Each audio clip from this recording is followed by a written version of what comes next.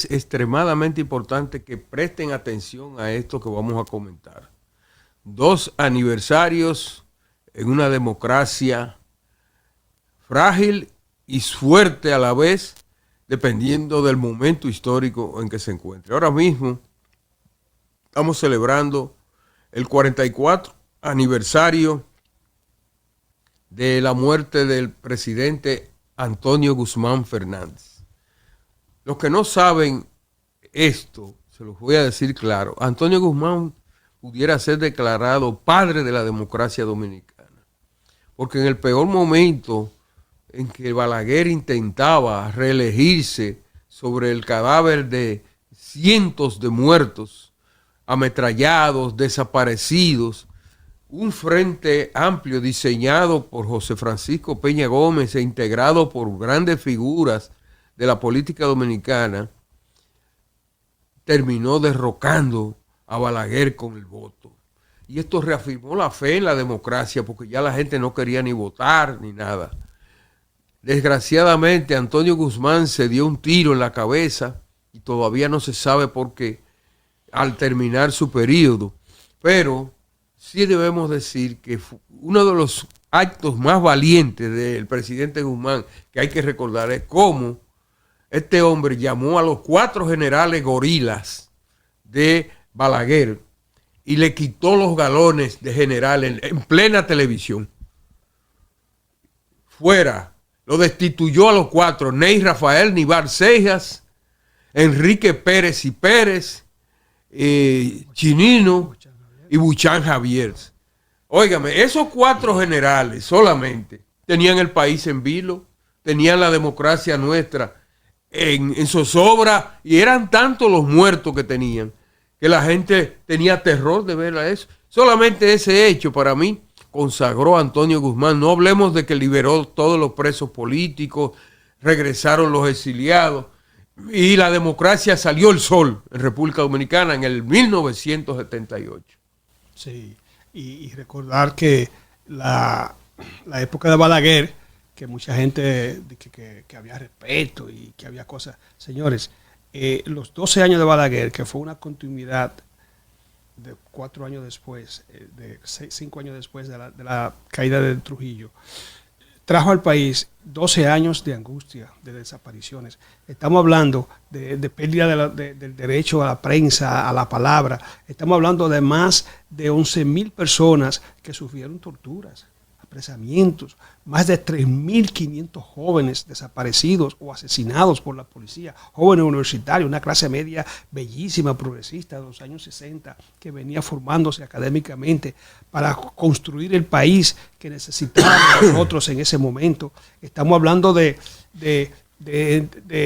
situaciones de persecución, de familias enteras, de torturas en las cárceles. Mi hermano estuvo preso apenas 16 años, un año en una cárcel de Santiago, ¿verdad? Donde una cárcel hecha para 500 presos, habían 3.000 presos en esa cárcel, empaquetados como sardinas. O sea, la zozobra de vida que se vivía cuando Balaguer fue horrible.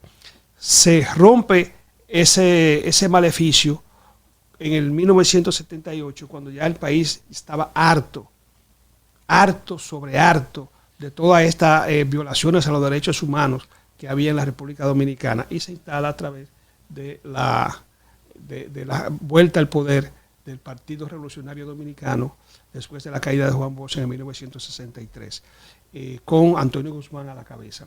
Que muchos pensaban que por ser un empresario no iba a tener las agallas para tomar decisiones que ningún otro presidente ha tenido después de él. No la ha tenido, ¿verdad?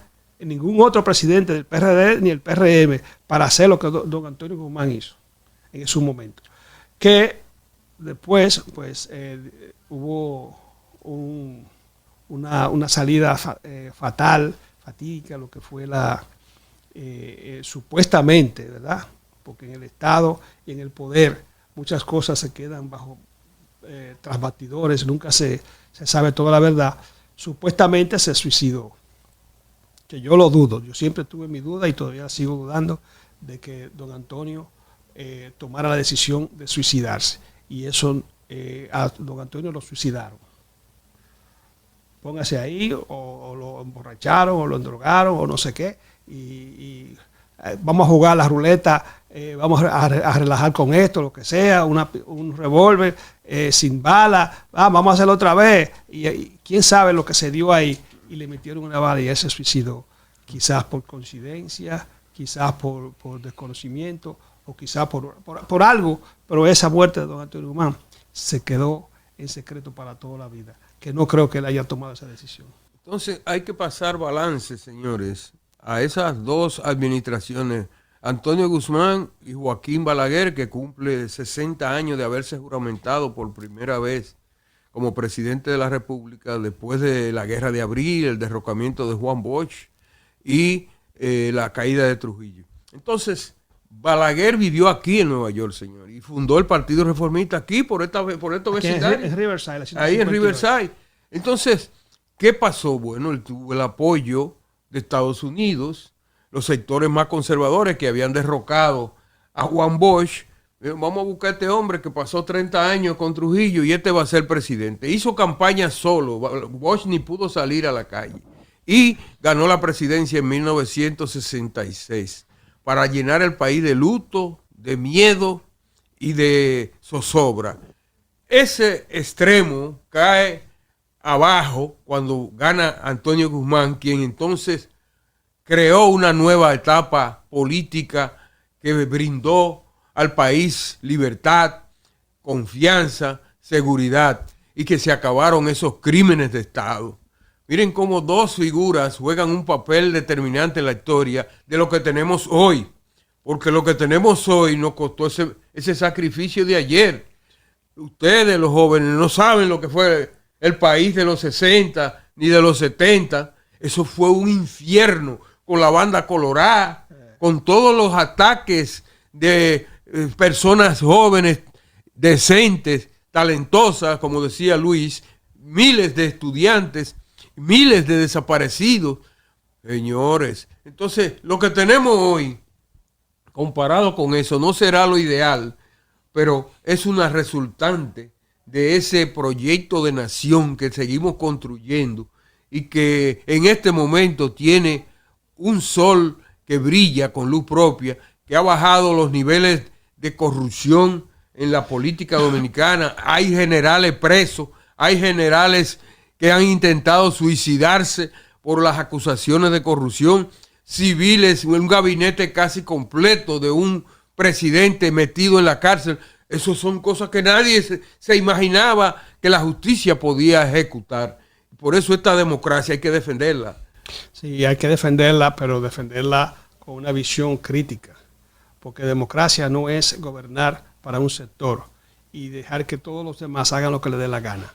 No, la democracia debe ser equitativa, debe ser la distribución equitativa de los recursos, debe ser la distribución equitativa de las libertades. O sea, no tampoco se puede abusar de ella, difamando, diciendo cosas de usted cuando usted sabe que no ha hecho cosas mala vida.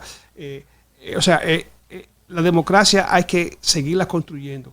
Por ejemplo, el poder legislativo tiene que ser más independiente, independientemente de que esté amarrado a una dirección política de un partido. Tiene que haber más libertad, ¿verdad? Que no sean simplemente las agendas que se discuten dentro del partido. Tienen que ser una agenda nacional, que se escuchen a los sectores que no han participado, no participan dentro de esos partidos tradicionales que gobiernan en mayoría en las casas legislativas. Tenemos que abrir la democracia con proyectos abiertos, populares. Por ejemplo, muchas cosas se han dado, cambios en la Constitución, que no se han tomado en cuenta opiniones por ejemplo, nosotros los dominicanos en el extranjero. Y de algo hablábamos nosotros, tras bastidores, fuera de cámara, diciendo sobre el derecho a elegir de los dominicanos en el extranjero, no a través de los partidos tradicionales que nos imponen candidatos a diputados amarrados o comprados por dólares, sino a través de movimientos sociales, como lo hacen en las provincias del país. No movimientos que vengan a llevar candidatos a la presidencia, movimientos provinciales, ¿verdad? Existen a nivel nacional muchísimos que llevan candidatos a a regidores, a síndicos, a diputados, a senadores, sí, porque eso es parte de la provincia. Nosotros, como circunscripciones a nivel internacional, tenemos el derecho también de tener, poder tener esos movimientos políticos y sociales para elegir o proponer candidatos que sean nuestros, que no estén amarrados a los grupos de poder de los partidos tradicionales. Y a nosotros en el extranjero, la democracia no nos está funcionando en ese sentido. No nos han dado la oportunidad de poder tener movimientos sociales y políticos para elegir diputados, que es lo que nos toca hasta ahora, de manera independiente. No, tiene que ser a través de un partido tradicional, y sabemos que si usted no es miembro de ese partido o no quiere ser miembro de ese partido, usted no entra. Y si está ahí adentro y aspira, si no tiene 20 millones de pesos, no pasa. Entonces así no. Nos han cortado las alas para nosotros poder crear movimientos políticos y sociales, para aspirar a posiciones de diputados que no estén amarradas a esos partidos tradicionales y a la corrupción interna de muchos de los partidos. Y nos imponen una candidatura que no nos funciona a nosotros. Entonces la democracia hay que seguir construyéndola, señores, para nosotros que somos básicamente más del 20% de la población dominicana en el extranjero, que somos casi 2.5 millones de dominicanos con derecho a votar. Sí, Luis, definitivamente eso es así. Ahora, yo creo que hay que luchar porque el país no vuelva a tener retroceso, que no vuelva a tener ninguna clase de plagas políticas como la que tuvimos por 20 años. Creo que esa es la principal jornada con los jóvenes. Hay que votar por la opción que usted quiera, pero olvídese de los candidatos oscuros del pasado. Nosotros necesitamos defender el avance, que estos 4 años sirvan para sentar las bases de una nueva constitución, de una nueva democracia, de nuevos liderazgos, pero no que vengamos a meter la pata y a elegir cosas del pasado. Compromiso con la gente, compromiso con la gente.